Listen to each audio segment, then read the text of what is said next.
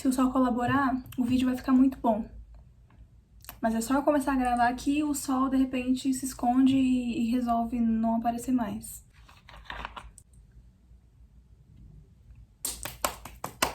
Bora começar o vídeo.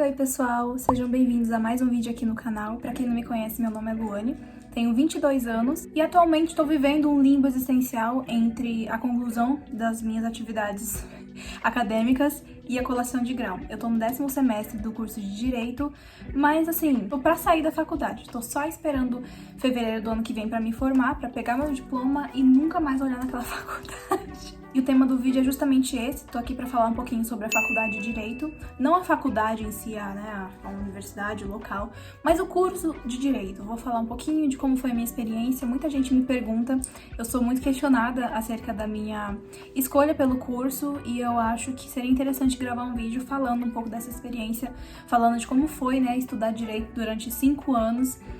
E vou tentar fazer um breve resumo aqui, porque é muita coisa, 5 anos em um vídeo não vai ser fácil, mas eu vou tentar resgatar os principais pontos. Também vou dar dicas para os calouros, que estão iniciando agora essa trajetória, para o pessoal que ainda tá em dúvida se escolher Direito é uma boa escolha ou não, vou esclarecer algumas dúvidas de vocês.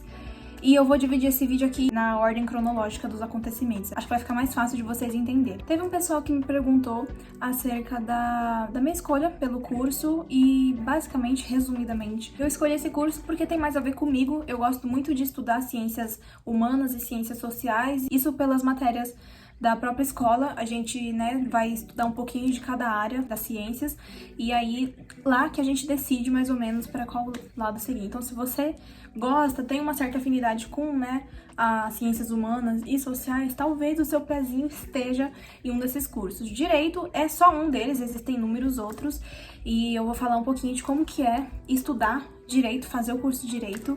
Então, vamos começar. No primeiro ano, eu basicamente estudei matérias introdutórias, filosofia do direito, história do direito, psicologia jurídica, teoria da argumentação jurídica. Isso tudo serviu como fundamento para entender como é que funciona o ordenamento jurídico. O cabelo da minha irmã do nada ali, ela tá dormindo ali.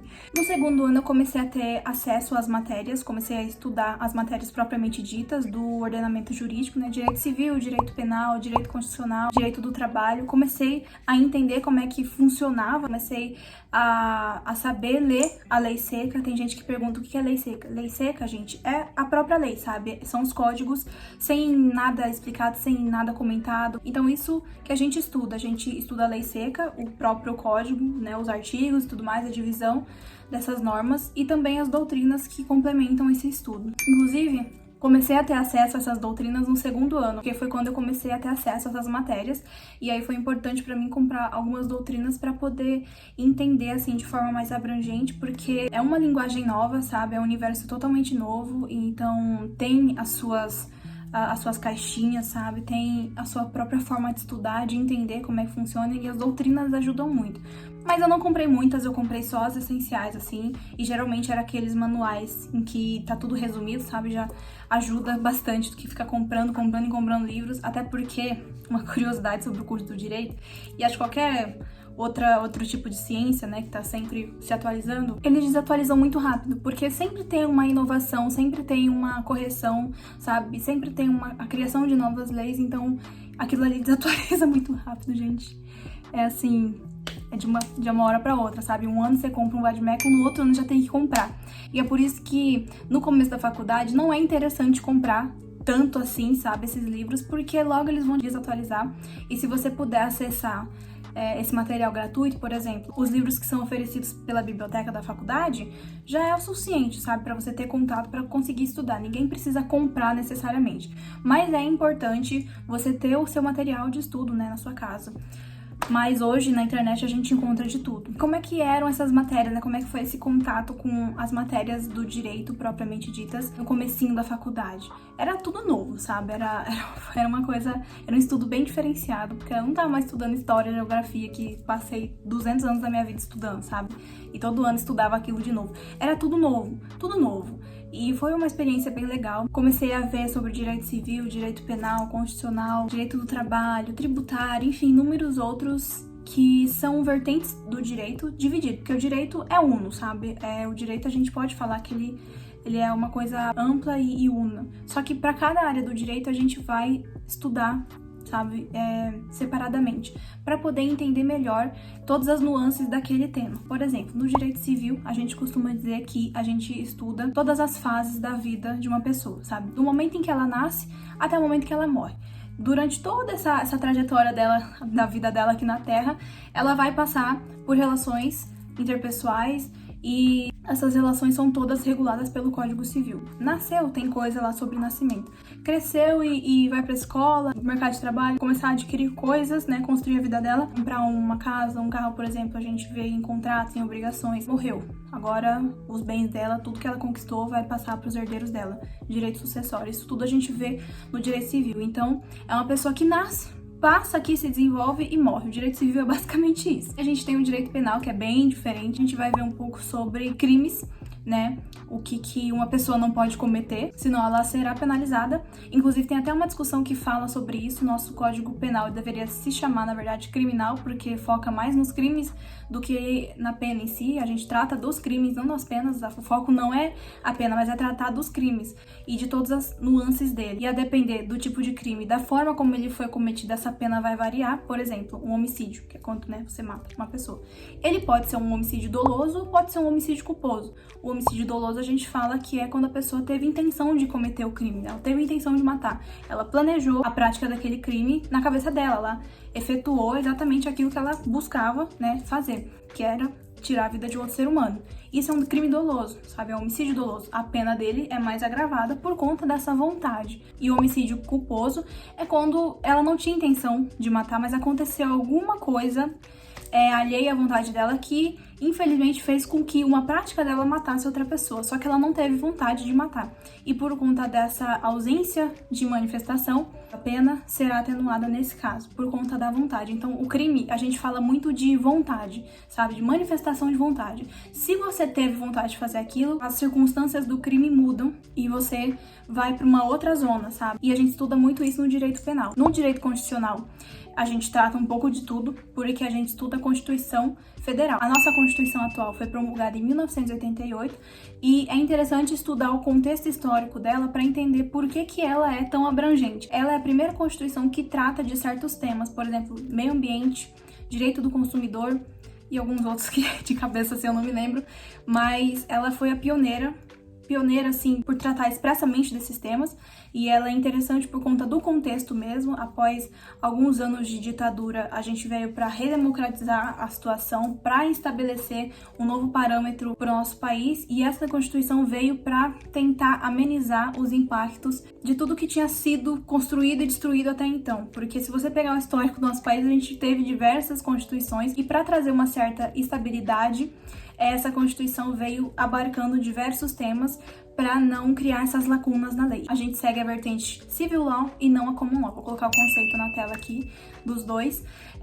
Mas basicamente o Civil Law, que é o sistema que a gente usa, né, o ordenamento jurídico, ele é basicamente positivista, sabe? A gente só faz aquilo que a lei estiver mandando, ou aquilo que a lei não proíbe. E então a conduta dos brasileiros deve ser pautada basicamente no que a lei estabelece. Se a lei fala que pode, beleza. Se a lei não proíbe, pode também. Mas tudo assim, atendendo à lei, sabe? A lei é aquilo que ordena a nossa vida. E no direito constitucional a gente estuda um pouco de tudo, né? A gente estuda sobre os direitos básicos da vida de uma pessoa, direitos individuais, sociais, coletivos, difusos, tudo que ela tem direito a ter assim na vida. A gente estuda também a organização do nosso país. A gente também estuda a divisão dos três poderes. Vocês devem se lembrar da teoria de Montesquieu.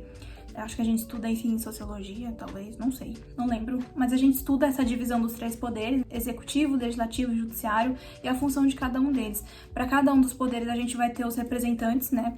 Por exemplo, no poder executivo, a depender da esfera federativa, a gente vai ter os representantes próprios. Na esfera federal, né, a nacional, a gente tem o presidente da república, na estadual os governadores e municipal os prefeitos, e cada um deles vai gerenciar aquela parte ali do território para que todas as regiões do país sejam gerenciadas, né, da forma mais adequada possível. E a gente estuda isso tudo no direito constitucional. Tem o direito do trabalho, que a gente estuda as relações de trabalho, porque se fosse tratar no direito civil, ia ficar muito grande. Nosso Código Civil é gigantesco, já tem muita coisa. Se fosse, por exemplo, tratar de direito do trabalho, ia ficar maior ainda. Então, tem uma matéria específica para estudar só as relações de trabalho. E a gente chama esse código de CLT porque ali está a consolidação das leis trabalhistas. Tudo que é inerente às relações de trabalho, não só de emprego, tá? Isso a gente vê muito no curso, diferença de trabalho e de emprego. A gente estuda com essa CLT. Também tem o direito tributário, em que a gente vai estudar um pouco sobre os tributos e a diferença de tributo e imposto. Lembrando que o tributo é o gênero e tem as espécies, né? E o imposto é só uma espécie do tributo. A gente estuda isso tudo também no direito tributário. Tem o direito ambiental, direito previdenciário, direito do consumidor. Basicamente é isso. No segundo ano a gente vai ter o contato inicial com essas matérias e essas matérias serão estudadas com mais aprofundamento ao longo dos anos. A partir do terceiro, quarto ano, né, até o quinto ano, surge a necessidade de fazer estágio, tanto o estágio obrigatório, né, que é o que a gente vai fazer para a faculdade, é uma matéria que a gente faz na faculdade, quanto os estágios voluntários, e é a pessoa que vai atrás, né? E é muito importante levar isso a sério. Quando eu comecei a faculdade, eu pensava, nossa, eu vou só estudar, não quero trabalhar, não quero mexer com nada. A minha mentalidade mudou no terceiro ano, quando eu vi que não dava para ficar só estudando, eu precisava entender como é que funcionava aquilo ali.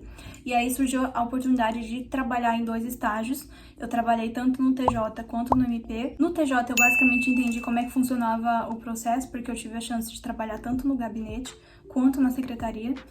Porque assim, lá no TJ, Tribunal de Justiça, é dividido em várias varas, e cada vara é especializada em alguma temática. Não é uma vara especializada, é uma vara de feitos gerais, é tudo que sobra das varas especializadas. Consegui aprender de forma geral, assim, como é que funcionava o processo, porque a gente estuda, acho que é em teoria geral do processo, como que é o processo, como é que funciona o processo. Processo, basicamente, é você levar uma demanda para o judiciário resolver. Lembra dos poderes lá que eu falei lá em direito constitucional? Então, poder judiciário, a gente estuda esses processos, né? Você tá querendo processar uma pessoa porque aconteceu alguma coisa, ela não cumpriu alguma, por exemplo, uma cláusula contratual, ou então você quer processar um estabelecimento comercial porque você saiu prejudicado. Isso tudo, essas demandas processuais, a gente vê lá no Poder Judiciário. E são as varas que vão manejar esses processos. E no gabinete, né, onde trabalha o juiz, o magistrado, é ele que vai dar os pronunciamentos nesse processo, ele que vai resolver o processo. No final de tudo, ele vai prolatar uma sentença, que é a decisão final dele, e ele que dá esses pronunciamentos. Mas quem cumpre essas ordens judiciais é toda a secretaria que faz os andamentos, sabe? Intima as pessoas, cita o réu é geralmente o demandado, você que está peticionando, tá com uma demanda, você vai processar alguém, esse alguém é o réu, a terceira figura desse processo, então ele precisa ser citado, já que ele não sabe que tem um processo contra ele, e esse ato a gente chama de citação. Quem faz a citação é a própria secretaria da vara, então eles caminham juntos, sabe? Eles atuam de forma sincronizada para poder entregar a tutela jurisdicional adequada para a pessoa que demandou. O judiciário não faz nada porque ele acha legal, sabe? É você que tem que ir lá e falar, olha, eu tô precisando disso aqui, resolve isso pra mim. A gente tem um princípio chamado princípio da inércia, que a gente também vê em teoria geral do processo, que diz que o poder judiciário, ele é inerte, ele não pode atuar na vida das pessoas, sabe? De forma assim direta. Você que precisa falar, olha, estou precisando de uma resposta, me ajude. É o poder judiciário. Muito diferente do poder legislativo e executivo, que eles têm a atuação própria deles lá e eles meio que agem, sabe, por eles, de ofício. O poder judiciário não, ele só vai atuar se a demanda chegar até ele. E aí lá no TJ a gente vê tudo isso, por isso que é interessante entender, né, o processo atuando no poder judiciário, porque é lá onde você vai ver mais isso, vai ter mais contato. E aí eu tive a oportunidade de trabalhar nesses 2 lugares e tive a noção geral de como é que funciona as duas partes. Cada um tem uma atuação diferente e elas se complementam. Uma não é melhor do que o outro, sabe? Um juiz não é melhor do que um gestor de secretaria, né? Que é o chefe chefe da secretaria. E aí depois desses 1 ano e 8 meses eu fui pro Ministério Público e lá eu trabalhei numa promotoria de infância e juventude. As promotorias são divididas em temas, né? Tem a promotoria que mexe com questão de violência doméstica, tem promotoria que mexe com questões de cidadania, as promotorias criminais, né, que mexem com crimes, tem a promotoria que mexe com crianças e adolescentes, porque são muitas coisas, sabe? São muitas questões, não tem como virar bagunça. Então, cada promotoria, assim como as várias, tem o seu trabalho especializado. E eu trabalhava com questões que envolviam crianças e adolescentes, mais precisamente mexendo com medidas protetivas. Medida protetiva é uma medida judicial, não é necessariamente judicial, mas o mais fácil de entender é a medida judicial, em que o Ministério Público, que é um órgão público, ele não faz parte de nenhum dos 3 poderes, ele tá mais ali gerenciando a situação, é tipo o Tribunal de Contas, é tipo um fiscal da lei, tá vendo se a lei tá sendo cumprida de forma correta, ele é um fiscal da ordem jurídica. Então, ele não atua para ninguém, mas ele pode propor medidas, né, ações perante o judiciário, a depender do tipo de personagem que está sendo visado. Por exemplo, uma criança. Uma criança é hipossuficiente. Se ela estiver sofrendo, por exemplo, abuso dentro da própria família, quem é que vai recorrer por ela? Se é a própria família que está dando prejuízo, está sendo negligente. E o nosso caso, né, a Promotoria da Infância e Juventude mexia com essas medidas protetivas para crianças que estavam em situação de risco. A gente também mexia com ações de adoção e de guarda, e às vezes também de alimentos. Então, tudo isso, os interesses da criança ou do adolescente, é a Promotoria da Infância e Juventude que mexe. Tive a oportunidade de fazer estágio nesses 2 órgãos e foi, assim, uma experiência surreal. Foi muito importante para mim, meu crescimento acadêmico e também profissional, porque assim eu consegui visar mais ou menos o que eu quero de futuro. É normal a gente chegar na faculdade sem saber nada, sem saber o que quer, e também é normal a gente querer tudo ao mesmo tempo, sabe? Eu quero fazer concurso de magistratura, quero ser promotor, e às vezes você não faz nem ideia do que aquela pessoa faz, sabe? E o estágio é interessante porque você vai ter esse contato próximo, entendeu? Mesmo que seja temporário, mas ali você vai ter uma noção se é aquilo que você quer fazer. Não o resto da sua vida, porque você não precisa ficar preso a nada. Mas o estágio é interessante porque você vai ter contato com esses cargos, com essas profissões, com esses trabalhos e vai ver se é aquilo ali que você quer pra sua vida. Inclusive, se você quer permanecer na área jurídica. Às vezes, com o estágio, você percebe que não é muito bem aquilo que você queria e tá tudo bem, sabe? A gente não precisa ter a ideia formada e concreta de que aquilo ali que é o que a gente quer pra vida. Além desses estágios voluntários, a gente também tem que fazer estágio na faculdade, sabe? Ou estágio obrigatório, que é uma matéria que você tem que passar por ela, sabe? E a gente trabalha geralmente no núcleo de prática jurídica, onde alguns professores vão dar essa disciplina para os alunos e ajudar eles geralmente a mexer com processos reais mesmo, sabe? Você tem que mexer, tem que fazer os trâmites do processo real. O professor que vai te ajudar, te auxiliar nisso aí é um advogado, e os processos são deles, e eles simplesmente delegam essa função para os alunos, né, que são temporariamente estagiários deles, para poder acompanhar esse processo, apresentar relatórios. Só que aí vai depender muito da sua disponibilidade, porque alguns alunos, nessa altura do campeonato, já estão trabalhando, sabe? Já estão estagiando em outros órgãos, justamente porque esse estágio da faculdade obrigatório é mais pro final do curso. Então você já teve a chance de entrar e fazer uma outra coisa, sabe? Nesse meio tempo. E geralmente, a maioria dos alunos é incompatível com a atividade do núcleo de prática. Pelo menos na minha faculdade, vou falar só por mim. Eu não consegui ter essa disciplina por conta da incompatibilidade. Eu comecei a trabalhar no Ministério Público e a atuação do Ministério Público, ela é incompatível com da advocacia. Tá lá no Estatuto da OAB isso. E quem trabalha, inclusive os estagiários, quem trabalha nesses órgãos, não pode exercer advocacia. Então, se eu sou estagiária do Ministério Público, mesmo que eu não seja uma promotora, por exemplo, mas eu trabalho para ele, né, para o promotor lá, ajudo, auxilio a promotoria. Eu também não posso exercer nada na advocacia, inclusive o estágio, né, na advocacia.